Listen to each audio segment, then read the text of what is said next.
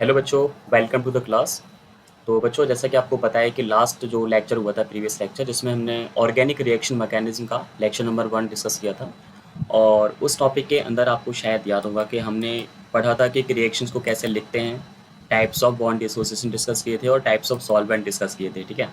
तो आज का क्लास का जो मेन टॉपिक है, जैसा कि आप टॉपिक का नाम देख पा रहे होंगे, आज हम डिस्कस करेंगे बेटा about the like types of reagent. मतलब रीजेंट कितनी तरह के होते हैं उनके बारे में आपको जानना होगा। तो मेन कोर टॉपिक तो आपको क्लियर है ही है। मेन कोर टॉपिक का नाम है टाइप्स ऑफ रीजेंट। ठीक है। तो टाइप्स ऑफ रीजेंट के बारे में हम लोग यहाँ पे डिस्कस करने जा रहे हैं। देखो बेटा, आपको याद रखना होगा कि अगर आपको ऑर्गेनिक केमिस्ट्री बहुत अच्छे से करनी है, उसके बारे में सारी कंप्लीट नॉलेज चाहिए, डाउट नहीं चाहिए, या फिर आप कभी ये ना कहो कि सर हमें रिएक्शंस जो हैं कैसे याद करनी है, तो आपको बता दूं बेटा कि ऑर्गेनिक रिएक्शन कभी भी याद नहीं होती है। वो एक मैथमेटिक्स से क्वेश्चन की तरह केवल समझी जा सकती है। इसलिए बेटा आपको ध्यान रखना होगा कि ऑर्गेनिक केमिस्ट्री के इक्वेशंस को करना सीखना होगा कि वो कैसे सॉल्व होती है। उसके लिए ये जो बेसिक्स है ना, ये आपको बहुत अच्छे से पहले समझने होंगे। तो उन बेसिक्स में आज का जो टॉपिक लिया गया वो लिया गया रीजेंट, लिया गया कि हमारे पास कितनी तरह के रीजेंट होते हैं उनके बारे में यहाँ समझना होगा। तो जैसा कि यहाँ पे नोटिस दिखाया गया है कि reagent are of two type, यानी कि रीजेंट जो होते हैं बेसिकली वो दो तरह के होते हैं। पहले टाइप के जो रीजेंट होते हैं दे आर द इलेक्ट्रोफाइल, और दूसरे टाइप के जो रीजेंट होते हैं वो होते हैं न्यूक्लियोफाइल। अब इलेक्ट्रोफाइल और न्यूक्लियोफाइल क्या होते हैं, इनके बारे में हम बेटा यहाँ पे समझते हैं। ठीक है। तो बेटा हम सबसे पहले हम बात करेंगे कि जो इलेक्ट्रोफाइल्स होते हैं ना वो क्या होते हैं। तो इलेक्ट्रोफाइल को पहले डिफाइन करते हैं, फिर इनके बारे में डिटेल से डिस्कशन करते हैं। ठीक है बेटा। तो इलेक्ट्रोफाइल के बारे में कहा गया है कि electrophile are the electron deficient species, यानी कि इलेक्ट्रोफाइल जो होती हैं बेसिकली वो इलेक्ट्रॉन डेफिशिएंट स्पीसी होती हैं। ठीक है। तो electrophile are electron deficient species, यानी कि इलेक्ट्रोफाइल जो है वो इलेक्ट्रॉन डेफिशिएंट स्पीसी होती है, मतलब जिनमें इलेक्ट्रॉन की कमी होती है। ठीक है। एंड और उसके बाद कहा गया है having the empty P and D orbital, और या हो सकता है कि उनमें पी या फिर डी ऑर्बिटल की एब्सेंसी हो। तो तीन कैरेक्टरिस्टिक्स हो गई। पहली कैरेक्टरिस्टिक्स है कि उनमें इलेक्ट्रॉन की डेफिशिएंसी होती है, और डेफिशिएंसी कब होती है, जब कोई एक एटम अपने वैलेंसी सेल से इलेक्ट्रॉन लॉस कर देता है तो उसके पास इलेक्ट्रॉन की डेफिशिएंसी हो जाती है। या इसके अलावा हो सकता है कि इलेक्ट्रॉन की डेफिशिएंसी ना हो लेकिन उसके पास एम्प्टी पी या डी ऑर्बिटल हो। तो इस तरह की जो स्पीसी होती है उन्हें इलेक्ट्रोफाइल कहा जाता है। और एक बात और ध्यान रखनी है कि electrophile behave like a Lewis acid, यानी कि यहाँ पे जितनी भी इलेक्ट्रोफाइल होती हैं वो हमेशा लुईस एसिड की तरह बिहेव करती हैं। अगर हम इलेक्ट्रोफाइल की बात भी करेंगे तो इलेक्ट्रोफाइल बेटा यहाँ पे दो तरह की होती हैं। पहली इलेक्ट्रोफाइल जो होती है वो तो होती हैं पॉजिटिव चार्ज स्पीसीज, जैसे कि आर पॉजिटिव। आर का मतलब होता है बेटा कार्बन। ठीक है। तो आर पॉजिटिव हो गया, C L positive, B R positive, I positive, N O two positive. और कुछ यहाँ पे न्यूट्रल भी होती हैं, उनके बारे में आपको ध्यान रखना होगा। जैसे कि न्यूट्रल की फॉर्म में हम यहाँ पे आ जाएँ तो PCl5 हो गया, SO2 हो गया, SO3 हो गया, BeCl2 हो गया, BF3 हो गया, AlCl3 हो गया और CCl2 हो गया। तो ये आपको ध्यान रखना है। उसके बाद एक नोट और लिखा हुआ है कि जो H3O प्लस आयन है और NH4 प्लस आयन है ये इलेक्ट्रोफाइल की तरह काम नहीं करते, जबकि इन पर प्लस चार्ज है फिर भी। ठीक है। तो इनका डिटेल डिस्कशन हम लोग करेंगे। तो देखो बेटा, सबसे पहले ऑन माय बिहाफ यहाँ पे हम समझेंगे कि एक इलेक्ट्रोफाइल के जो इलेक्ट्रोफाइल जो होती है उसका कंप्लीट नेम होता है इलेक्ट्रोफिलिक रीजेंट। ठीक है। अब एक इलेक्ट्रोफाइल के कौन कौन से कैरेक्टरिस्टिक्स होते हैं वो समझेंगे। सबसे पहला कैरेक्टरिस्टिक्स है कि वो इलेक्ट्रॉन डेफिशिएंट स्पीसी होती हैं। इलेक्ट्रॉन डेफिशिएंसी स्पीसी का मतलब है कि उन पर इलेक्ट्रॉन की कमी होती है।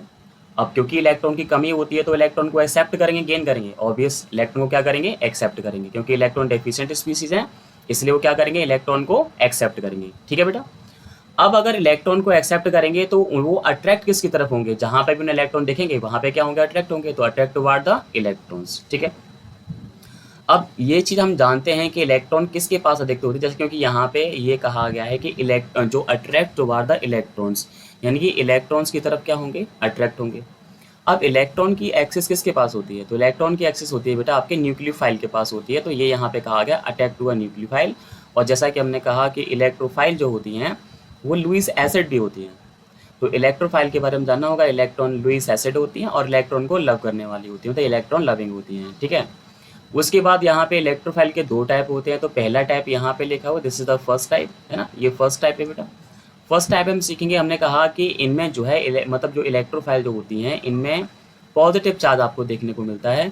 जैसे कि यहाँ पे H+ हो गया, हाइड्रोजन आयन हो गया, Cl+ हो गया, क्लोरोनियम आयन हो गया। Br positive, I positive, NO2 positive etcetera, बहुत सारे यहाँ पे जितने भी पॉजिटिव चार्ज स्पीसीज जो होते हैं वो जनरली जो है, जनरली हम शब्द यूज़ कर रहे हैं, मतलब डेफिनेटली नहीं होगा, क्योंकि अभी एक एक्सेप्शन सिखाया गया था कि जो H3O प्लस आयन जो होता है इस पर प्लस चार्ज होता है, लेकिन बावजूद इसके ये इलेक्ट्रोफाइल नहीं है। तो यानी कि हमें यहाँ पे ध्यान रखना होगा, सॉरी, जनरली हमें यहाँ ध्यान रखना होगा कि ये जो प्लस चार्ज जो कंटेन करते हैं, जरूरी नहीं है कि इलेक्ट्रोफाइल ही हो जाए, मतलब जनरली जो है पॉजिटिव चार्ज कैरी करने वाले इलेक्ट्रोफाइल ही होते हैं। अब बात करेंगे तो एक केस और आता है कि कभी कभी ये होता है कि प्लस चार्ज नहीं है मान के चलो, लेकिन सेंट्रल एटम पर पी एंड डी ऑर्बिटल है, तो वहाँ पे वो इलेक्ट्रोफाइल होगी ही होगी, ठीक है। तो ऑब्वियसली यहाँ पे हमने ओवरऑल 8 कैरेक्टरिस्टिक्स सीखे इलेक्ट्रोफाइल के बारे में। इलेक्ट्रॉन डेफिशिएंट होते हैं, इलेक्ट्रॉन एक्सेप्टर होते हैं, इलेक्ट्रॉन की तरफ आकर्षित होते हैं, अट्रैक्ट होते हैं टुवार्ड्स इलेक्ट्रॉन, और न्यूक्लियोफाइल को अटैक करते हैं क्योंकि उनके पास इलेक्ट्रॉन होते हैं। लिविस एसिड होते हैं, इलेक्ट्रॉन लविंग होते हैं, वेकेंट पी या फिर डी ऑर्बिटल होते हैं, और यहाँ पे उन पर क्या होता है, प्लस चार्ज होता है, ठीक है। अब इनके बारे में जैसे कि हम बात करेंगे, प्लस चार्ज के बारे में बात करेंगे, यहाँ से तो कंफर्म हो ही जाता है कि वो इलेक्ट्रॉन डेफिशिएंट स्पीसीज है। जैसे फॉर एग्जांपल हम मान के चलते हैं हमारे पास हाइड्रोजन का एटम है बेटा, ठीक है, हम यहाँ पे हाइड्रोजन के एटम की बात कर रहे हैं। एटॉमिक नंबर 1 होता है और इसके पास एक ही इलेक्ट्रॉन होता है ना, एक इलेक्ट्रॉन होता है ना बेटा, 1 इलेक्ट्रॉन, ओनली 1 इलेक्ट्रॉन होता है इसके पास, ठीक है, इसके पास होता है बेटा एक इलेक्ट्रॉन। अगर हम इसकी स्ट्रक्चर बनाएं तो ऑब्वियस ये इसका न्यूक्लियस होगा बेटा, ठीक है, और ये क्या होगा, इसका फर्स्ट सेल होगा। अब फर्स्ट सेल में कितने इलेक्ट्रॉन होंगे, एक इलेक्ट्रॉन होगा ऑब्वियस, है ना, एक इलेक्ट्रॉन दिखा दिया बेटा हमने इसका, है ना। अब अगर ये मान के चला जाए कि हाइड्रोजन का एटम क्या कर रहा है, इलेक्ट्रॉन को लॉस कर रहा है, तो अगर वो इलेक्ट्रॉन को लॉस करेगा तो एक बात तो कन्फर्म है, H प्लस आयन बनाएगा और एक क्या बनाएगा बेटा, इलेक्ट्रॉन, ठीक है। तो यहाँ पे एक इलेक्ट्रॉन अगर ये लॉस कर देगा तो यहाँ पे इलेक्ट्रॉन की कमी हो जाएगी ना, लेक ऑफ इलेक्ट्रॉन हो जाएगा। तो इसका मतलब जो H प्लस आयन है ये यहाँ पे बिहेव करेगा किसकी तरह, इलेक्ट्रोफाइल की तरह बिहेव करेगा, क्लियर है। अभी हम बात करेंगे कि कुछ ऐसी स्पीसीज भी होते हैं जिनको जिनको बताना कि वो इलेक्ट्रोफाइल है या फिर नहीं है, तो उनको कैसे समझाते हैं पहले वो समझते हैं, ठीक है। अब इसके बाद हम एक एग्जांपल लेके चलते हैं, हमारे पास एग्जांपल है BeCl2 का एग्जांपल है, BeCl2, इसको समझते हैं बेटा। आपको ध्यान रखना होगा कि किसी भी एटम में ना, किसी मॉलिक्यूल के अंदर दो तरह के एटम होते हैं। पहला वाला जो एटम होता है जिनके नंबर कम होते हैं उन्हें हम कहते हैं सेंट्रल एटम कहते हैं। क्या बोलते हैं बेटा, सेंट्रल एटम। तो यहाँ पे Be जो होगा बेटा वो यहाँ पे सेंट्रल एटम की तरह बिहेव करेगा, मतलब ये सेंट्रल एटम है। और क्लोरीन के यहाँ पे जो एटम है बेटा वो यहाँ पे काम करेंगे टर्मिनल एटम की तरह काम करेंगे। So these are the terminal atom, ठीक है बेटा। तो यहाँ पे एटम कितनी तरह के होते हैं बेटा, दो तरह के होते हैं, सेंट्रल एटम और टर्मिनल एटम। हम यहाँ पे डिफाइन करना चाहते हैं कि Be और BeCl2 जो इलेक्ट्रोफाइल है, तो कैसे पता करेंगे, क्योंकि इसमें प्लस चार्ज तो है नहीं है, मतलब ये न्यूट्रल फॉर्म में है। न्यूट्रल फॉर्म में अगर कोई स्पीसी होती है और वहाँ पे ये पता करना हो कि वो इलेक्ट्रोफाइल है कि न्यूक्लियोफाइल है, तो पहले ये पता करके बताओ कि उसके शेल में वेकेंट ऑर्बिटल हैं कि नहीं है। अगर वेकेंट ऑर्बिटल हुए तो वो क्या बन जाएगा, इलेक्ट्रोफाइल, और अगर फुली फिल्ड ऑर्बिटल हुए तो वो बन जाएगा न्यूक्लियोफाइल। तो बेरिलियम के साथ बात करते हैं बेटा, ठीक है। तो हमने यहाँ पे लिया बेटा बेरिलियम। बेरिलियम का एटॉमिक नंबर जो होता है वो कितना होता है, 4 होता है। इसका इलेक्ट्रॉनिक कॉन्फ़िगरेशन करेंगे तो वो होता है 1s2 and 2s2 and 2p2, ये इसका सॉरी 2p0, ये इलेक्ट्रॉनिक कॉन्फ़िगरेशन होता है 2p0, ठीक है। एक बात तो आप समझते ही होंगे कि जब हमारा पहला शेल होता है यानी कि n=1 होता है, मतलब फर्स्ट सेल में केवल s सब सेल ही होता है। और जब सेकंड सेल की बात करते हैं, वैलेंसी सेल जब सेकंड सेल होता है तो उसमें दो तरह के सब सेल होते हैं, s भी होता है और p भी होता है। और जब n=3 होता है तो उसमें 3 सब सेल होते हैं, एक होता है s, एक होता है p और एक होता है d। और एक होता है जब 4 होता है तो उसमें 4 सब सेल होते हैं, एक होता है s, एक p और एक d और एक f, ठीक है। तो यहाँ पे देखो जो वैलेंसी सेल है बेटा वो कौन सा है, सेकंड वाला, क्लियर है ना। अब सेकंड सेल में एस टाइप के सब सेल होंगे और पी टाइप के होंगे, तो हमने एस लिया हुआ है और पी लिया हुआ है, क्लियर। अब देखो बेटा यहाँ पे एस सब सेल की हम बात करेंगे तो एस सब सेल में ऑर्बिटल की बात करेंगे तो एक ऑर्बिटल होता है। पी सब सेल में नंबर ऑफ ऑर्बिटल जो होते हैं वो कितने होते हैं, 3 होते हैं, ठीक है। इलेक्ट्रॉन कितने हैं बेटा, यहाँ पे 2 इलेक्ट्रॉन है, तो हमने एक इलेक्ट्रॉन यहाँ भर दिया, एक इलेक्ट्रॉन यहाँ भर दिया, तो ये सारे के सारे भी कैसे हैं, वेकेंट है। लेकिन ध्यान दो, एक चीज़ ध्यान दो कि याद रखना है कि जो नंबर ऑफ टर्मिनल एटम जो होते हैं, पहले तो ये ध्यान रखना होगा कि वो कितने बॉन्ड बनाएगा, मतलब कि वो एक बॉन्ड बनाएगा या फिर 2 बॉन्ड बनाएगा, ये चीज़ आपको ध्यान रखनी होगी। और ये कैसे पता करेंगे, वो पहले यहाँ आ जाओ, देखो बेटा ऑर्गेनिक केमिस्ट्री पढ़ने के लिए मेरी एडवाइस ये है कि आप पहले ढंग से इलेक्ट्रो का ये जो पी ब्लॉक एलिमेंट होते हैं इनको आप अच्छे से पढ़ लो और उनको याद कर लो। पी ब्लॉक एलिमेंट, अगर हम पी ब्लॉक एलिमेंट की बात करेंगे तो वो हमारे ग्रुप नंबर 14 से लेकर के 18 तक होते हैं, लेकिन 18 वाला मैंने यहाँ पे नहीं लिखा है, 17 तक ही काम हो जाता है। ग्रुप नंबर 14 की बात करेंगे, जैसे कि पीरियोडिक टेबल में 7 यहाँ पे पीरियड होते हैं, और आपको पता है कि ये जो पीरियड जो होता है यही बेटा यहाँ पे वैलेंसी शेल की तरह भी काम करता है, मतलब इसी को बेटा हम यहाँ पे वैलेंसी शेल भी कहते हैं, तो ये भी आपको ध्यान रखना होगा। This is also known as the valency shell, ये यहाँ पे वैलेंसी शेल की तरह भी काम करता है। अब यहाँ पे ग्रुप नंबर 14 की हम बात करेंगे तो फर्स्ट पीरियड में कोई भी एलिमेंट नहीं होता है। सेकंड में कार्बन, सिलिकॉन, जर्मेनियम, टिन और लेड, यानी कहे सीता जी सुनो प्रभु। और 15 में होते हैं न्यूजीलैंड, पाकिस्तान, ऑस्ट्रेलिया सब भिखारी। एंड 16 वाले में होते हैं ओल्ड स्टाइल से टीपो। और 17 में होते हैं फ्लोरीन, क्लोरीन, ब्रोमीन, आयोडीन और एसिटाइन, ये कुछ एलिमेंट होते हैं। आपको याद रखना होगा एक तो ग्रुप वाइज कौन कौन से एलिमेंट है, एक तो उनके पूरी फैमिली को याद रखना होगा। दूसरा आपको ये याद रखना होगा, बहुत जल्दी से आपको इंस्टेंटली ध्यान रखना होगा कि ये एलिमेंट आखिरकार किस ग्रुप को बिलोंग कर रहा है, क्योंकि किसी भी ग्रुप का ये जो यूनिट डिजिट जो होता है ये इस एलिमेंट के वैलेंसी इलेक्ट्रॉन होते हैं, मतलब कि आउटर मोस्ट सेल में कितने इलेक्ट्रॉन होंगे वो यहाँ से मालूम पड़ेगा। तो ग्रुप नंबर 14 के जितने भी एलिमेंट हैं इन सब के जो वैलेंसी इलेक्ट्रॉन होंगे वो कितने होंगे, 4 होंगे। ऐसे ही ग्रुप नंबर 15 के जितने भी एलिमेंट होंगे उनके वैलेंसी इलेक्ट्रॉन 5 होंगे। ग्रुप नंबर 16 के जितने भी एलिमेंट हैं उनके 6 होंगे वैलेंसी इलेक्ट्रॉन, और इनके वैलेंसी इलेक्ट्रॉन कितने होंगे, 7। ठीक है, तो ओवरऑल इनके वैलेंसी इलेक्ट्रॉन हैं 4, इनके वैलेंसी इलेक्ट्रॉन हैं 5, इनके हैं यहाँ पे 6 और इनके हैं यहाँ पे 7। एक तो ये चीज़ करना आना चाहिए। अब ये हो गए वैलेंसी इलेक्ट्रॉन, अब वैलेंसी जान लेते हैं। वैलेंसी मतलब कहने का मतलब यह है कि अगर कोई ग्रुप 14 का अगर कोई एलिमेंट है तो वो ऑक्टेट पूरा करने के लिए कितने इलेक्ट्रॉन की नीड होगी, 4 की होगी। मतलब यहाँ पे वैलेंसी कितनी होगी, 4 होगी। यहाँ पे वैलेंसी कितनी होगी, 3 होगी। यहाँ पे वैलेंसी कितनी होगी, 2 होगी। और यहाँ वैलेंसी कितनी होगी, 8 होगी। 4 + 4 8, 5 + 3 8, 6 + 2 8, 7 + 1 8 हो गया। यानी कि हमें समझ में आ गया कि जैसे ग्रुप नंबर 17 है, तो ग्रुप नंबर 17 वालों के अगर आपको वैलेंसी इलेक्ट्रॉन दिखाने हैं तो ऐसे दिखाओगे, पहले तो एलिमेंट लिख लो। और अगर आपको 7 वैलेंस इलेक्ट्रॉन दिखाने हैं तो उसके सराउंडिंग यहाँ पे 7 क्रॉस दिखा करके या 7 डॉट दिखा के ये तो आप यहाँ पे वैलेंसी इलेक्ट्रॉन शो करोगे। So these are the valency electron. लेकिन अगर वैलेंसी दिखानी हो तो ऐसे दिखाओगे, फ्लोरीन ले लोगे। अब क्योंकि इसकी वैलेंसी 1 है तो मतलब 1 केमिकल बॉन्ड दिखा दोगे, मतलब 1 सिंगल बॉन्ड लगाओगे। ऐसे ही अगर ग्रुप 16 की बात करेंगे तो क्योंकि वैलेंसी इलेक्ट्रॉन 6 होते हैं तो 6 वैलेंसी इलेक्ट्रॉन की हम बात करेंगे तो वैलेंसी इलेक्ट्रॉन तो ऐसे दिखा दोगे, 6 हो गए। ठीक है, और अगर बॉन्ड बनानी हो तो ये बॉन्ड कितने बनाएगा, 2 बॉन्ड बनाएगा जब भी जुड़ेगा। ऑक्सीजन अगर किसी भी सेंट्रल एटम के साथ या किसी टर्मिनल एटम के साथ जुड़ेगा तो वो 2 केमिकल बॉन्ड बनाएगा, मतलब 2 सिंगल बॉन्ड बनाएगा। ऐसे ही अगर हम नाइट्रोजन की बात करते हैं तो नाइट्रोजन एटम जो होगा अगर आप इसके वैलेंस इलेक्ट्रॉन दिखाओगे तो 5 दिखाओगे, 2 n+2 n1 4 5 हो गए। ठीक है, और वैलेंसी दिखाओगे तो वैलेंसी 3 दिखानी होगी, 1 2 और 3, मतलब 3 बॉन्ड बनाएगा क्योंकि वैलेंसी 3 है।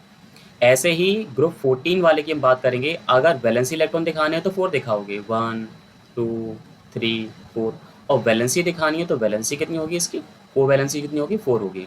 तो आपको पहले ये वाले स्किल्स आपको ध्यान रखने होंगे। ठीक है, यानी कि आप 2 तरह से रिप्रेजेंटेशन कर रहे हो किसी भी एलिमेंट का। अगर मान लो ग्रुप 17 का कोई भी एलिमेंट है तो अगर आपको वैलेंसी इलेक्ट्रॉन दिखाने की नीड हो रही है तो उसके सराउंडिंग आप 7 वैलेंसी इलेक्ट्रॉन दिखाओ। अब क्योंकि वैलेंसी इसकी 1 होती है तो वैलेंसी जब दिखानी है तो एक ही बॉन्ड होगा, मतलब जब भी ये किसी के साथ जुड़ेगा तो एक सिंगल बॉन्ड ही बनाएगा, ये डेफिनेटली है। ओके, अच्छा एक चीज़ और आपको एक बात और नोटिस करनी होगी कि अगर हम यहाँ पे इन एलिमेंट की बात करते हैं, मतलब ये कार्बन, नाइट्रोजन, ऑक्सीजन और फ्लोरीन, अगर हम इन एलिमेंट की बात करते हैं तो अगर आप नोटिस करोगे तो इनका जो वैलेंसी शेल है ना वो कौन सा, सेकंड वाला है। अगर वैलेंसी सेल सेकंड वाला है तो एक बात ध्यान रखी होगी कि इनमें केवल केवल और केवल यहाँ पे एस एंड पी सब सेल होंगे, ये ध्यान रखना है, एस और पी सब सेल होंगे, इनमें डी ऑर्बिटल नहीं होते। लेकिन अगर हम इस पूरी फैमिली की बात करते हैं, मतलब थर्ड वाली फैमिली की बात करते हैं, तो इसमें आपको ध्यान रखना होगा कि इस फैमिली में यहाँ पे डी ऑर्बिटल भी होते हैं, मतलब एस और पी तो होते ही होते हैं लेकिन उसके अलावा यहाँ पे डी ऑर्बिटल और आ जाता है, ये चीज़ आपको नोटिस करनी होगी। अच्छा एक बात और है, क्या होता है कि जब भी हम किसी मॉलिक्यूल की जब हम बात कर रहे होते हैं, जैसे कि यहाँ पे BeCl2 के मॉलिक्यूल की बात करेंगे तो क्लोरीन की वैलेंसी अभी आपने जान ली कि क्लोरीन की जो वैलेंसी है वो कितनी है, 1 है, मतलब वो एक ही बॉन्ड बनाएगा क्योंकि उसके 7 वैलेंसी इलेक्ट्रॉन है, उसकी वैलेंसी कितनी होगी, 1 होगी। अब यहाँ पे सेंट्रल एटम के साथ 2 क्लोरीन के एटम यहाँ पे अटैच्ड है, 2। तो कोवैलेंसी थ्योरी के अकॉर्डिंग ये कहा गया है कि सेंट्रल एटम के साथ जितने भी टर्मिनल एटम जुड़े हुए हैं, सेंट्रल एटम के साथ जितने भी टर्मिनल एटम जुड़े हुए हैं, तो सेंट्रल एटम के पास उतने ही हाफ फिल्ड ऑर्बिटल भी होने चाहिए। क्योंकि हाफ फिल्ड ऑर्बिटल कॉन्सेप्ट कुछ ऐसा कहता है, जैसे कि मान लो कि एक हाफ फिल्ड ऑर्बिटल है और एक हाफ फिल्ड ऑर्बिटल ये है, तो वहाँ पे ये कहा गया कि जब 2 हाफ फिल्ड ऑर्बिटल आपस में ओवरलैपिंग करते हैं, तो ओवरलैपिंग करके वो एक फुल फिल्ड ऑर्बिटल का फॉर्मेशन करते हैं, जिससे कि 2 एटम्स के बीच में केमिकल बॉन्ड बन जाता है। अब क्योंकि बेरिलियम के पास आप देखोगे तो एक भी हाफ फिल्ड ऑर्बिटल नहीं है, लेकिन एक फुल फिल्ड ऑर्बिटल है। और क्लोरीन की अगर हम बात करेंगे तो क्लोरीन के पास भी एक हाफ फिल्ड ऑर्बिटल होगा, आप चेक कर सकते हैं। जैसे कि हम क्लोरीन की बात करेंगे, Cl ले लिया 17, इलेक्ट्रॉनिक कॉन्फ़िगरेशन जो रहेगा इसका 1s2 2s2 2p6 3s2 और 3p5, ठीक है। ये वैलेंसी शेल है तीसरा वाला। अब यहाँ पे एस सब सेल है, एस सब सेल में यहाँ पे 2 इलेक्ट्रॉन होंगे।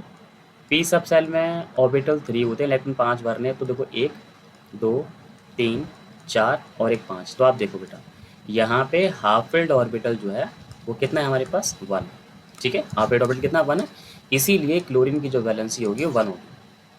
अब अगर क्लोरीन जब बेरिलियम के साथ जुड़ेगा तो बेरिलियम के पास भी तो 2 हाफ फिल्ड ऑर्बिटल होने चाहिए ना, तभी तो वो जोड़ पाएगा, तभी तो यहाँ पे हाफ फिल्ड फुल फिल्ड हो पाएगा।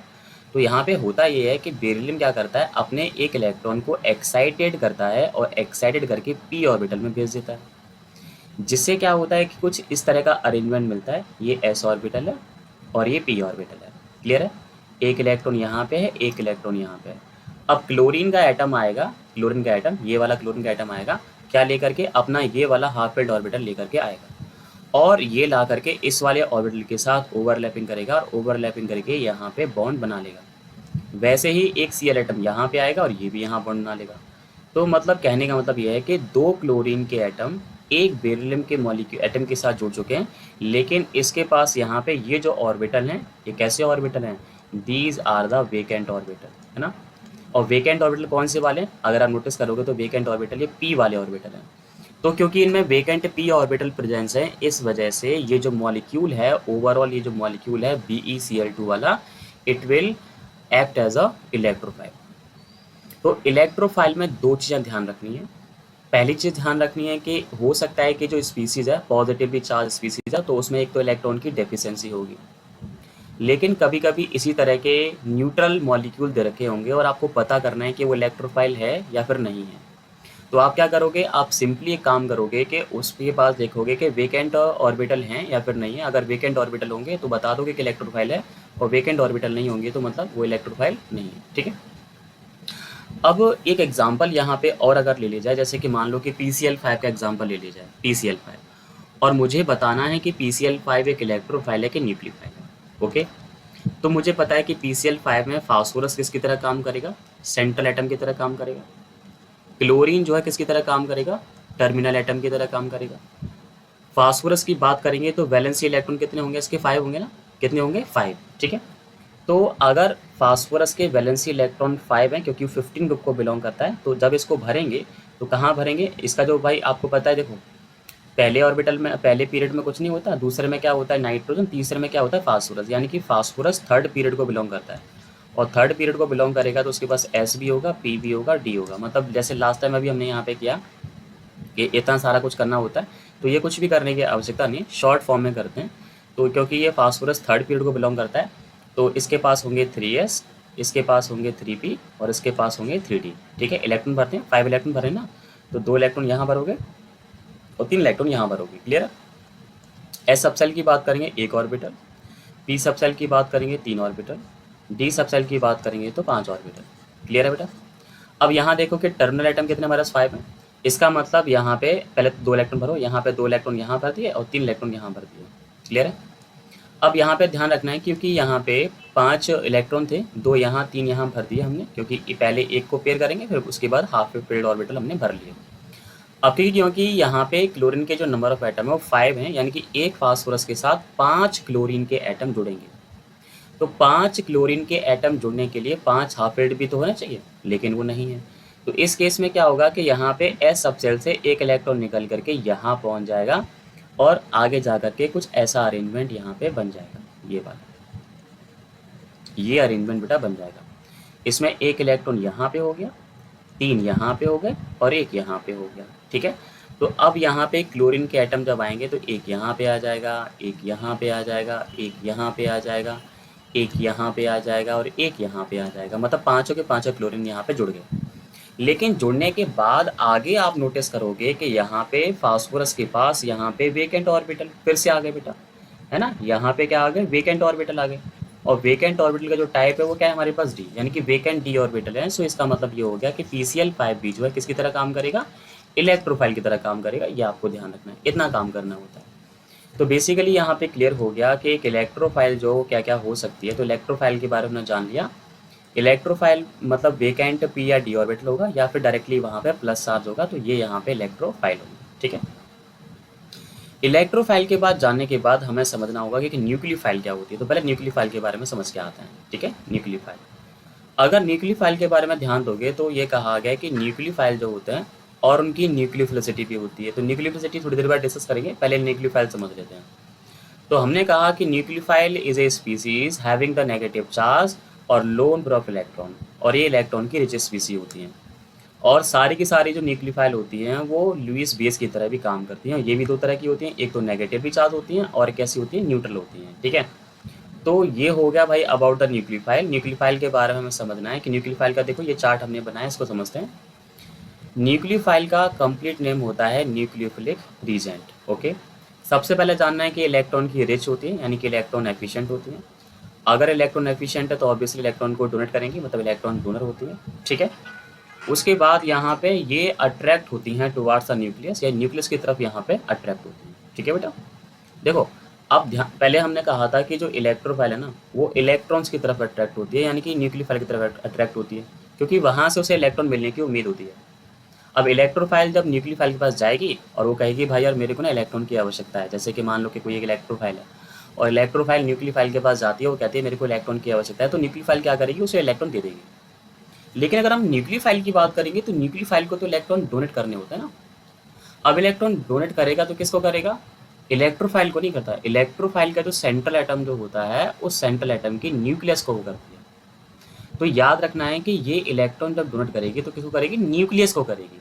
तो अट्रैक्टेड टुवार्ड्स द न्यूक्लियस, ये एक इलेक्ट्रोफाइल को अटैक करती है, इलेक्ट्रोफाइल के न्यूक्लियस को, वहाँ न्यूक्लियस में इलेक्ट्रॉन डोनेट करती है। ये लुईस बेस होती है, इलेक्ट्रॉन को लव नहीं होती, इलेक्ट्रॉन को रिपेल करने वाली होती है। यहाँ पर भी दो तरह की होती है, एक तो होती है हैव द नेगेटिव चार्ज, जिन पर नेगेटिव चार्ज होता है, क्योंकि वहाँ पे इलेक्ट्रोफाइल में पॉजिटिव चार्ज था, यहाँ पे क्या होगा, नेगेटिव चार्ज। तो नेगेटिव चार्ज वाली जितनी भी स्पीसी होंगी वो सबकी सब कैसी होंगी, न्यूक्लियोफाइल होंगी। Cl negative, Br negative, I negative, OH negative etcetera. ठीक है, और है फुली फिल्ड ऑर्बिटल, और इनमें क्या होता है, फुली फिल्ड ऑर्बिटल होता है, फुली फिल्ड ऑर्बिटल। या फिर क्या होगा, presence of a non bonding electron pair at the central atom. Central atom जैसे कि अमोनिया हो गया। अब अमोनिया में नाइट्रोजन पर क्या होता है, सेंट्रल एटम। अब ये कैसे पता किया वो समझते हैं। देखो बेटा, जैसे कि हमसे कहा गया कि भाई ये बताना है कि अमोनिया एक इलेक्ट्रोफाइल है कि न्यूक्लियोफाइल है। तो जैसा कि हमने कहा था कि नाइट्रोजन यहाँ पे क्या है, सेंट्रल एटम है। हाइड्रोजन यहाँ पे क्या है, टर्मिनल एटम है। नाइट्रोजन किस ग्रुप को बिलोंग करता है, 15 को। वैलेंस इलेक्ट्रॉन कितने होंगे, 5। अब यहाँ पे टर्मिनल एटम कितने, 3 हैं, यानी कि नाइट्रोजन 3 तो हाइड्रोजन के साथ यहाँ पे जुड़ा हुआ है। तो एक इलेक्ट्रॉन नाइट्रोजन का यहाँ पे एंगेज हो गया, एक यहाँ एंगेज हो गया, एक यहाँ हो गया, लेकिन 2 इलेक्ट्रॉन तो बचे ना। तो 2 इलेक्ट्रॉन बचेंगे तो इन दोनों इलेक्ट्रॉन को क्या कहा जाएगा, नॉन बॉन्डिंग इलेक्ट्रॉन कहा जाएगा। क्या कहा जाएगा, non bonding electron pair. Non bonding electron pair को लोन पेयर भी कहते हैं ना, तो ध्यान रखना है, this is also known as the lone pair. तो अगर सेंट्रल एटम पर नॉन बॉन्डिंग इलेक्ट्रॉन पेयर की प्रेजेंस है, इसका मतलब वो इलेक्ट्रोफाइल है। ऐसे ही पानी के अंदर भी होता है, पानी में भी ऑक्सीजन पे यहाँ पे लोन पेयर होता है। एल्कोहल में भी होता है, एल्कोहल का फॉर्मूला क्या होता है, ROH, तो यहाँ पे ऑक्सीजन पर लोन पेयर होता है। ईथर भी बेटा यहाँ पे न्यूक्लियोफाइल होते हैं, क्योंकि ईथर में भी ऑक्सीजन पे क्या होता है, लोन पेयर होता है। अमोनिया की बात तो हमने करी ली। अमाइन की बात भी करेंगे, RNH2, तो इनमें भी नाइट्रोजन पर लोन पेयर होता है। और जो थायो एल्कोहल होते हैं बेटा, थायोएल्कोहल RSH जो होते हैं उनमें भी सल्फर पर लोन पेयर होता है, तो ये भी न्यूक्लियोफाइल है।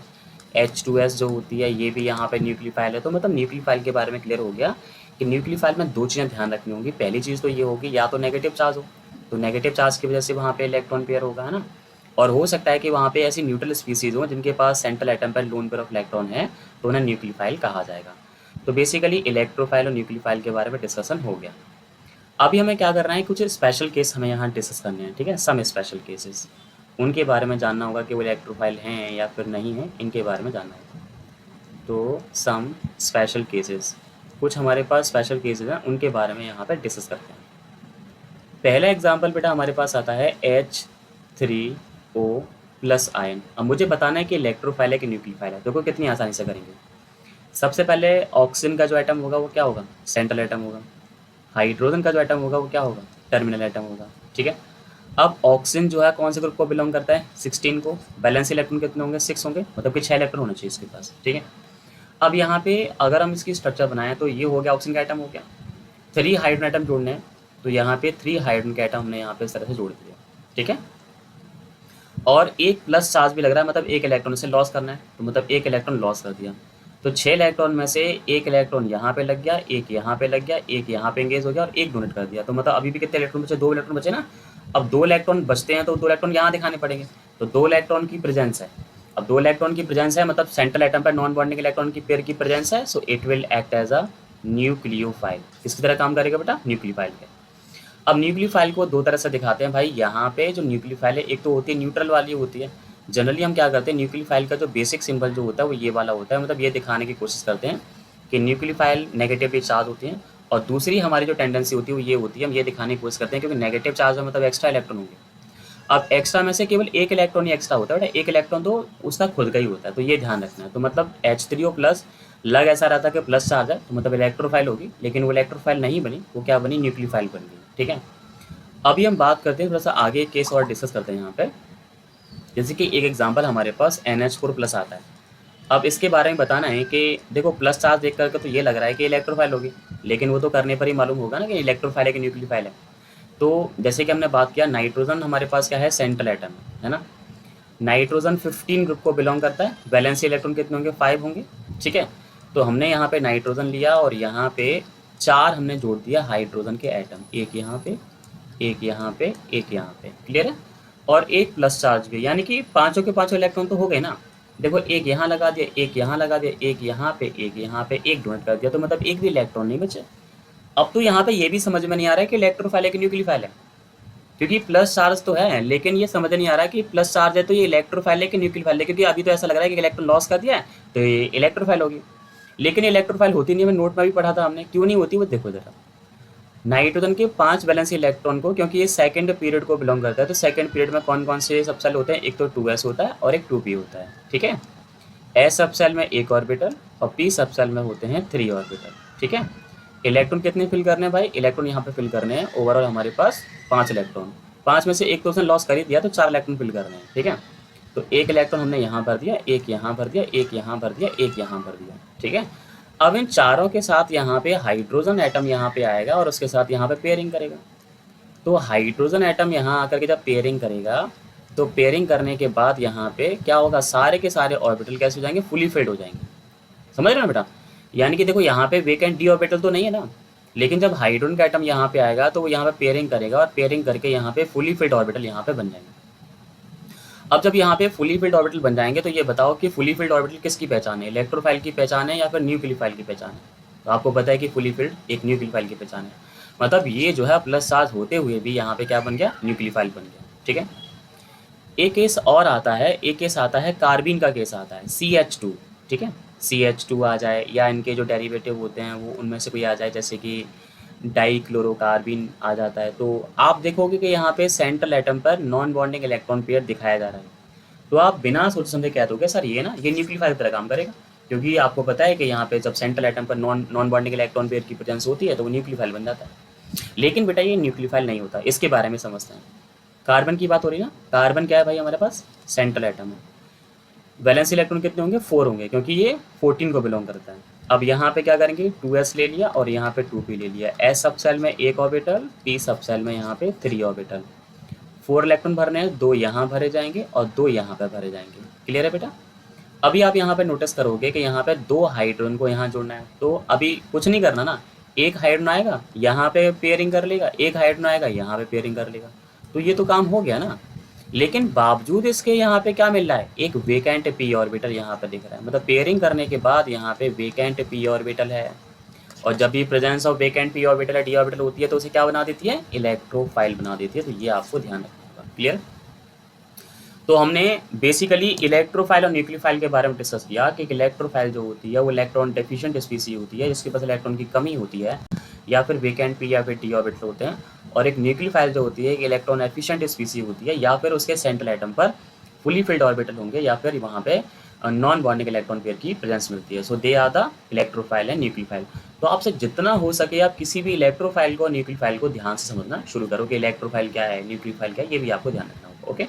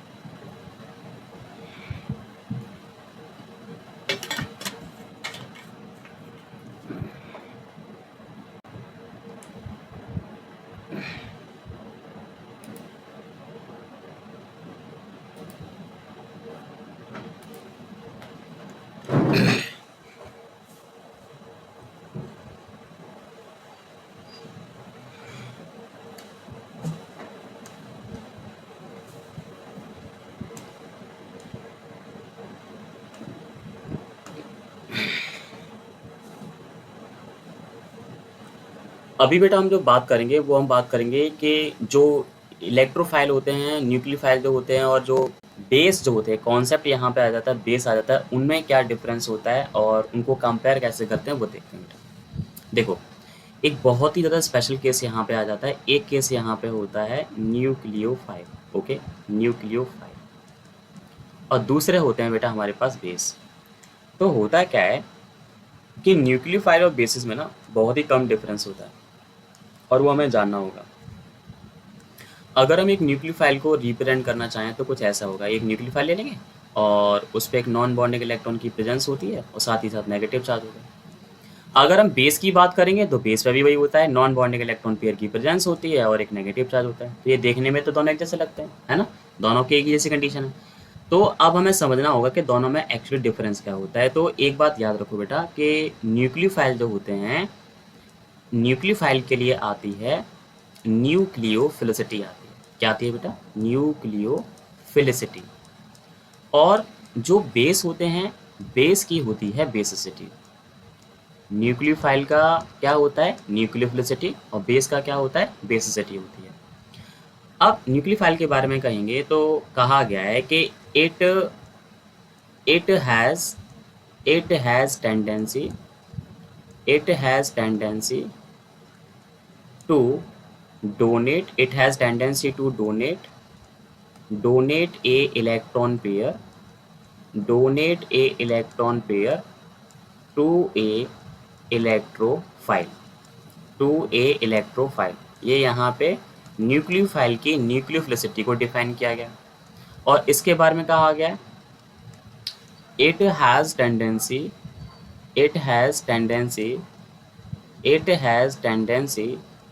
to accept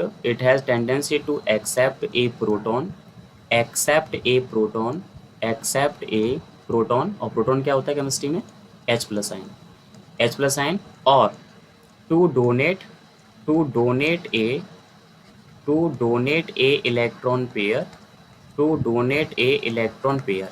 यानी कि हमें समझना होगा कि जो न्यूक्लियोफाइल होते हैं, न्यूक्लियोफाइल की न्यूक्लियोफिलिसिटी होती है, और एक होते हैं बेसिस की होती है बेसिसिटी। तो दोनों में यहाँ पे बहुत ही माइन्यूट सा डिफरेंस आपको देखने को मिलेगा, आप चेक कर सकते हैं। तो देखो, न्यूक्लियोफाइल के बारे में कहा गया है कि न्यूक्लियोफाइल में क्या होता है कि इलेक्ट्रॉन डोनेट करने की टेंडेंसी होती है। It has tendency to donate electron pair to electrophile. यानी कि न्यूक्लियोफाइल में इलेक्ट्रॉन डोनेट करने की टेंडेंसी होती है, और इलेक्ट्रॉन डोनेट करने की इसी टेंडेंसी को न्यूक्लियोफाइल की न्यूक्लियोफिलिसिटी कहा जाता है। So what is the nucleophilicity? Nucleophilicity is the tendency to donate electron pair to a electrophile of a nucleophile. यानी कि न्यूक्लियोफाइल के द्वारा इलेक्ट्रॉन डोनेट करने की टेंडेंसी को उसकी न्यूक्लियोफिलिसिटी कहा जाता है।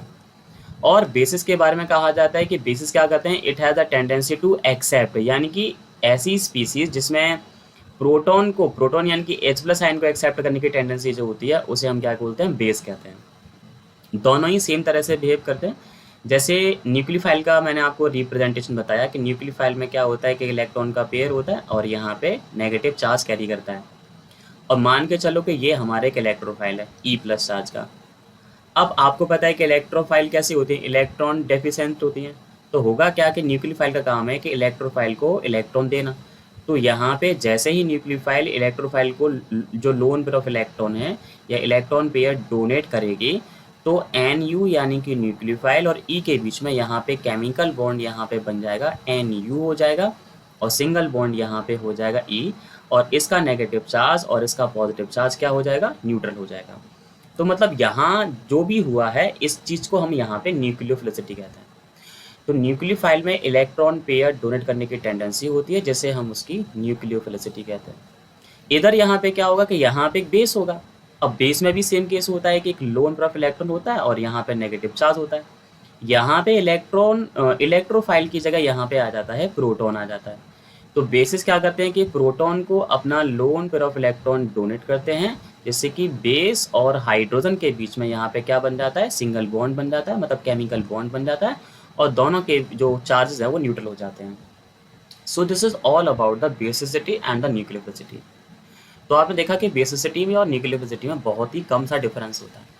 अब हम यहाँ पे यही कंपेयर करेंगे कि जो हमारे जो बेसिस होते हैं और न्यूक्लियोफाइल जो होते हैं उनमें क्या यहाँ पे कंपैरिजन स्टडी चलती है, वो यहाँ समझते हैं। देखो बेटा, सबसे पहला पॉइंट आपको यहाँ पे जानना होगा, ये आपका फर्स्ट पॉइंट है। फर्स्ट पॉइंट के बारे में यहाँ समझते हैं।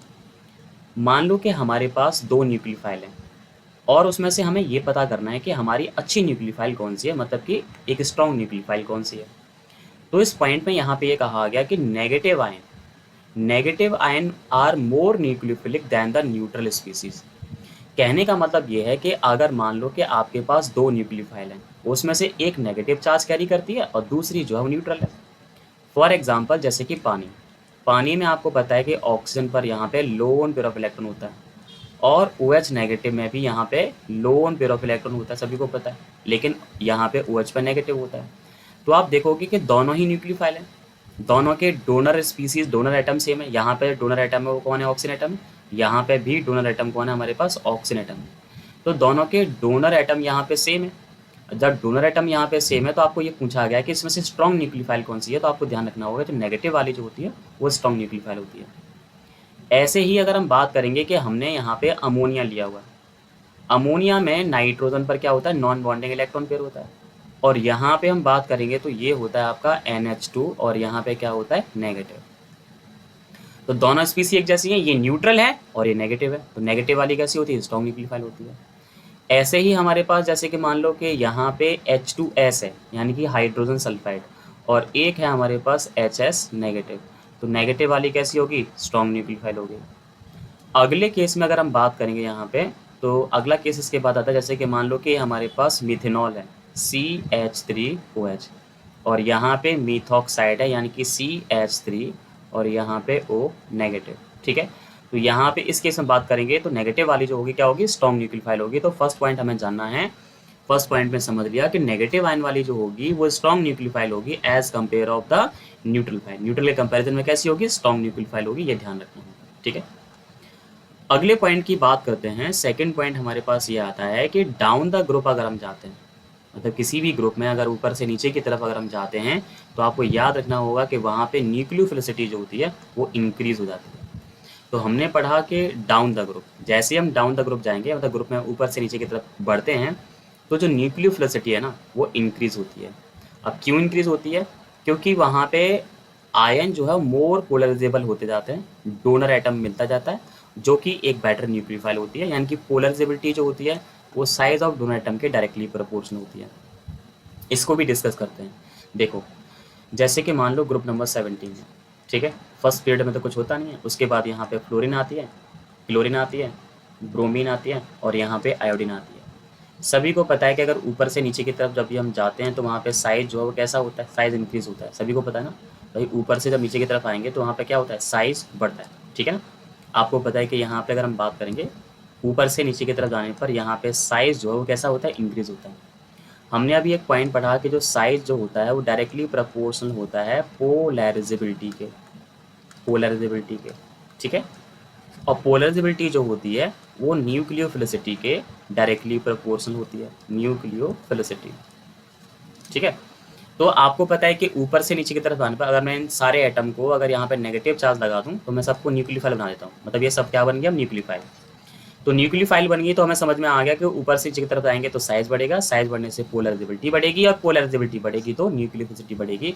मतलब इनका जो न्यूक्लियोफिलिक ऑर्डर जो होगा वो ये होगा एफ नेगेटिव। एफ नेगेटिव से अच्छी जो स्ट्रॉन्ग न्यूक्लियोफाइल है वो Cl नेगेटिव, Cl नेगेटिव से भी स्ट्रॉन्ग न्यूक्लियोफाइल जो है वो Br नेगेटिव, Br नेगेटिव से भी स्ट्रॉन्ग न्यूक्लियोफाइल है कौन सी है, I नेगेटिव। ओके, ऐसा एक एग्जाम्पल और भी हमारे पास आता है, एक आता है OH नेगेटिव और एक आता है SH नेगेटिव। और मुझे बताना है कि इसमें से स्ट्रॉन्ग न्यूक्लियोफाइल कौन सी है।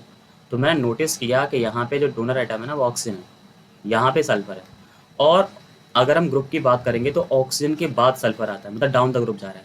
तो डाउन द ग्रुप में ये नीचे आ रही है, इसका साइज ज़्यादा होगा, साइज बड़ा होगा, पोलराइजेबिलिटी बड़ी होगी, पोलराइजेबिलिटी ज़्यादा होगी तो क्या होगा, न्यूक्लियोफिलिसिटी ज़्यादा होगी। यानी कि यहाँ पे SH negative is a better nucleophile. तो ये आपको ध्यान रखना होगा, ठीक है बेटा।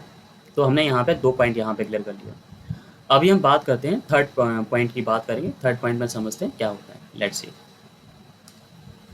थर्ड पॉइंट में कहा गया है कि अक्रॉस द पीरियड, अगर हम पीरियड में ऊपर लेफ्ट से राइट जाते हैं तो वहाँ पे न्यूक्लियोफिलिसिटी जो है वो डिक्रीज होती है बेटा, अक्रॉस द पीरियड, ठीक है ना।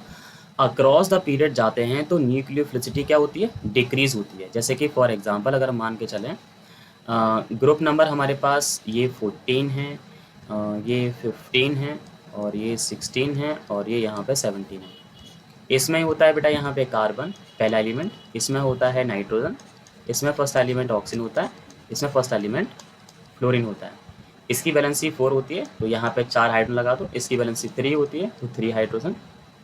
इसकी 2 वैलेंसी होती है तो 2 हाइड्रोजन। इसकी 1 वैलेंसी है तो 1 हाइड्रोजन। अब इन्हें न्यूक्लियोफाइल बनाओ एक H लॉस करने के बाद।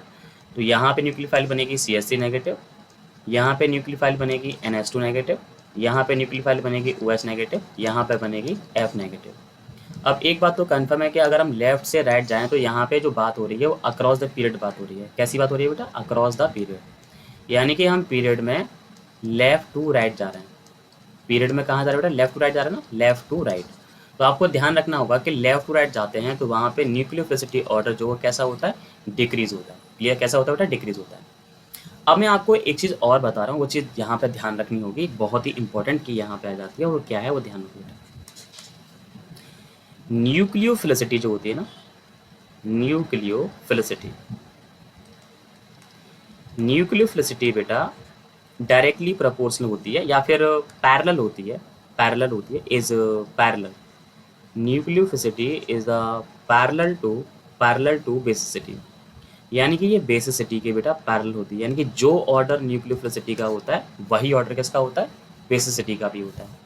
तो मतलब ध्यान रखना है कि ये जो डिक्रीजिंग ऑर्डर जो हमने यहाँ पे लिखा हुआ है, ये डिक्रीजिंग ऑर्डर केवल न्यूक्लियोफिलिसिटी का नहीं है। तो याद रखना है कि ये ऑर्डर यहाँ पे न्यूक्लियोफिलिसिटी का भी है, ठीक है, और यही ऑर्डर यहाँ पे बेसिसिटी का भी, ये आपको ध्यान रखना होगा।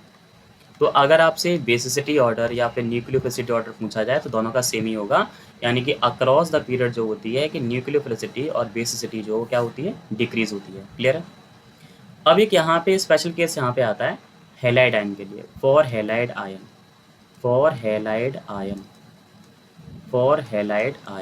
ठीक है। हैलाइड आयंस के लिए आपको ध्यान रखना होगा, यहाँ पे 3 केस आते हैं। केस नंबर 1 यहाँ पे ये आता है, when solvent is not given, यानी कि जब आपको सॉल्वेंट ना दिया गया हो तो आपको बताना है कि nucleophilicity order and basicity order क्या होगा हैलाइड आयन का। तो याद रखो कि जब भी आपको सॉल्वेंट गिवन ना हो ना तो अपना रूल लगाओ। आपको पता है कि डाउन द ग्रुप क्या होता है, न्यूक्लियोफिलिसिटी ऑर्डर इंक्रीज होता है। यानी कि F नेगेटिव F नेगेटिव के बाद यहाँ पे Cl नेगेटिव, Cl नेगेटिव के बाद यहाँ पे Br नेगेटिव, Br नेगेटिव के बाद यहाँ पे I नेगेटिव यहाँ पे आएगा। और ये जो ऑर्डर है बेटा वो न्यूक्लियोफिलिसिटी का और यहाँ पे बेसिसिटी का दोनों का ऑर्डर यहाँ पे होगा, ये ध्यान रखना, दोनों का सेम ही ऑर्डर होगा। केस नंबर 2 की हम बात करेंगे। तो केस नंबर 2 में क्या होता है, वैन सॉल्वेंट यानी कि वैन जब सॉल्वेंट हमें दिया हो वो होना चाहिए पोलर अप्रोटिक होना चाहिए। कैसा होना चाहिए, polar aprotic. When solvent is polar aprotic, when solvent is polar मतलब पोलर हो और कैसा हो, अप्रोटिक हो, और पोलर अप्रोटिक हो या फिर हो नॉन पोलर हो। कैसा हो, नॉन पोलर। अगर हमारा सॉल्वेंट पोलर अप्रोटिक हो या फिर नॉन पोलर हो तो आपको ध्यान रखना है, तो फिर यहाँ पे अपोजिट प्रोसेस होता है। यानी कि यहाँ पे ध्यान रखोगे कि F नेगेटिव यहाँ पे आएगा, F नेगेटिव यहाँ पे आएगा, क्लियर है। उसके बाद यहाँ पे Cl नेगेटिव हो जाएगा, उसके बाद यहाँ पे Br नेगेटिव यहाँ पे हो जाएगा, और उसके बाद यहाँ पे I नेगेटिव यहाँ पे हो जाएगा, ठीक है। तो आपको ये ध्यान रखना है कि ये जो ऑर्डर हमने यहाँ पे लिखा हुआ है, ये वाला जो ऑर्डर यहाँ पे, अच्छा बेटा एक चीज़ यहाँ पे थोड़ा करेक्शन करेंगे कि ऊपर जो ऑर्डर था, ये वाला जो ऑर्डर था, ये न्यूक्लियोफिलिसिटी ऑर्डर था डाउन द ग्रुप, क्योंकि हमने सीखा था कि डाउन द ग्रुप न्यूक्लियोफिलिसिटी बढ़ती है, तो मतलब बेसिसिटी का ऑर्डर नहीं है, this is not a order of basicity, ठीक है, this is not a order of basicity. तो ये जो ऑर्डर है वो न्यूक्लियोफिलिसिटी का ऑर्डर है, न्यूक्लियोफिलिसिटी का ऑर्डर है ये वाला। अब यहाँ पे मान लो कि सॉल्वेंट हमारे पास पोलर अप्रोटिक है या नॉन पोलर, तो आपको ध्यान रखना होगा कि न्यूक्लियोफिलिसिटी का ऑर्डर तो यहाँ पे ये वाला, ये जो ऑर्डर होगा यहाँ पे ये न्यूक्लियोफिलिसिटी का भी है, ठीक है, एंड यहाँ पे बेसिसिटी का भी है, मतलब ये ऑर्डर यहाँ पे आएगा। तो न्यूक्लियोफिलिसिटी और बेसिसिटी का ऑर्डर बेटा यहाँ पे ये वाला होगा। और तीसरा केस हमें यहाँ पे ध्यान रखना है, केस नंबर 3 जो हमारे पास होगा वो ये होगा कि when solvent is polar protic, मतलब अगर हमारे पास सॉल्वेंट पोलर प्रोटिक है तो यहाँ पे क्या होगा, तो आपको ध्यान रखना है पोलर प्रोटिक के केस में आपको ध्यान रखना है कि यहाँ पे nucleophilicity order basicity order reverse हो जाते हैं। बेसिसिटी ऑर्डर तो ऊपर वाला ही रहेगा, बेसिसिटी ऑर्डर ये रहेगा F negative, Cl negative, Br negative और यहाँ पे I नेगेटिव। लेकिन जो न्यूक्लियोफिलिसिटी ऑर्डर होगा वो यहाँ पे कुछ ऐसा रहेगा, F negative, Cl negative, Br negative और यहाँ पे I नेगेटिव। तो हैलाइड के केस में आपको 3 चीज़ ध्यान रखनी है। जैसे मान लो पहले केस में सॉल्वेंट आपको दिया ही ना हो तो down the group nucleophilicity increase होती है, और जब सॉल्वेंट पोलर अप्रोटिक हो तो आपको ध्यान रखना है कि न्यूक्लियोफिलिसिटी और बेसिसिटी जो है पैरेलल होती है और डाउन द ग्रुप डिक्रीज होती है। और जब सॉल्वेंट हमारे पास पोलर प्रोटिक हो तो ध्यान रखना है कि न्यूक्लियोफिलिसिटी जो है और बेसिसिटी ऑर्डर एक दूसरे के रिवर्स होती हैं। ये यहाँ पे बेसिसिटी है, basicity down the group decrease होगी और न्यूक्लियोफिलिसिटी जो है बेटा वो डाउन द ग्रुप यहाँ पे इंक्रीज होगी। तो ये चीज़ आपको ध्यान रखनी है, ठीक है। तो हमें यहाँ पे समझ में आ गया कि यहाँ पे किस तरह से करते हैं। अगले पॉइंट पे हमें समझना है भाई, अगला पॉइंट हमें जहाँ ध्यान रखना है, एक जो नेक्स्ट पॉइंट है वो ये है कि अगर मान लो कि 2 बेसिस है हमारे पास है, 2 न्यूक्लियोफाइल हैं और 2 न्यूक्लियोफाइल में कंपेयर करना है कि बेटर न्यूक्लियोफाइल कौन सी वाली है, तो आपको ध्यान रखना होगा कि न्यूक्लियोफाइल जो होती है ना वो लेस क्राउड होती है। देखो हमने यहाँ पे अभी एक पॉइंट यहाँ पे पढ़ा था, the difference between the nucleophilicity and basicity, ठीक है, ये देखो। तो इस पॉइंट में आप यहाँ पे ये मेंशन कर सकते हो कि nucleophiles are less crowded, nucleophiles are less crowded, यानी कि लेस क्राउडेड होती है बेटा, less crowded, okay, less crowded. और जो बेसिस जो होते हैं, bases are more crowded, bases are more crowded, यानी कि ये मोर क्राउडेड होते हैं, ये ध्यान रखना है। तो जिसका क्राउड ज़्यादा है, जिस पर भीड़ भाड़ काफ़ी ज़्यादा है, तो वो जो होगी बेस होगा, और जो लेस क्राउडेड है वो कैसा होता है, इलेक्ट्रोफाइल होता है। तो आप यहाँ नोटिस करोगे ये इथॉक्साइड था जिसमें ऑक्सीजन के साथ यहाँ पे केवल ये इथाइल ग्रुप यहाँ पे जुड़ा हुआ है, लेकिन यहाँ पे ऑक्सीजन के साथ ये इतना बड़ा हुआ टर्शरी ब्यूटॉक्साइड ग्रुप यहाँ जुड़ा हुआ है। तो ये कैसी है, ये मोर क्राउडेड है बेटा, है ना, मोर क्राउड है यहाँ पे, मोर क्राउडेड। और ये जो है बेटा हमारे पास लेस क्राउडेड है। तो अभी हमने सीखा कि जो लेस क्राउड वाली जो फाइल होती है वो क्या होती है, अच्छी स्ट्रॉन्ग न्यूक्लियोफाइल होती है। तो ये ध्यान रखना होगा, इसमें से it will act as a nucleophile and it will act as a base. Effect of solvent हमने जान लिया। सॉल्वेंट में क्या होता था कि पोलर अप्रोटिक सॉल्वेंट है तो यहाँ पे न्यूक्लियोफिलिसिटी क्या होती है, डिक्रीज होती है, जबकि होनी क्या चाहिए थी, इंक्रीज होनी चाहिए थी, लेकिन वो हो जाती है डिक्रीज हो जाती है। और बेसिसिटी का ऑर्डर तो यहाँ पे यही है। तो बेसिकली यहाँ पे आपने काफ़ी सारी चीज़ें सीखी, जैसे कि हमने यहाँ पे सीख लिया न्यूक्लियोफिलिसिटी क्या होती है और बेसिसिटी क्या होती है, ये तो हमने जान ही लिया यहाँ पे। बेसिसिटी और न्यूक्लियोफिलिसिटी हमने समझ ही लिया। इनको कैसे कंपेयर करते हैं, क्योंकि लिटिल बिट डिफरेंस होता है। नेगेटिव वाली जो होती है न्यूट्रल वाले से ज़्यादा स्ट्रॉन्ग न्यूक्लियोफाइल होती है। हैलाइड को कैसे कंपेयर करते हैं, है ना। न्यूक्लियोफाइल के बारे में क्या क्या चीज़ें ध्यान रखनी होती है। तो ये काफ़ी सारे पॉइंट्स हमने यहाँ पे पढ़े। इन सारे पॉइंट्स को लेकर के आप लोग शॉर्ट नोट्स बनाओ। नोट्स बनाने के बाद यहाँ पे क्वेश्चंस यहाँ पे लगाओ, और क्वेश्चन जब समझ में आ जाएँ तो ठीक है। और अगर क्वेश्चन में कोई दिक्कत आ रही है तो बस मुझे बताएं। तो I hope you people understand very well कि यहाँ पे क्या सिखाया गया। अगर आपको फिर भी कोई डाउट आता है तो मुझे आप कमेंट बॉक्स में कमेंट करके पूछ सकते हो। Thank you for watching this video.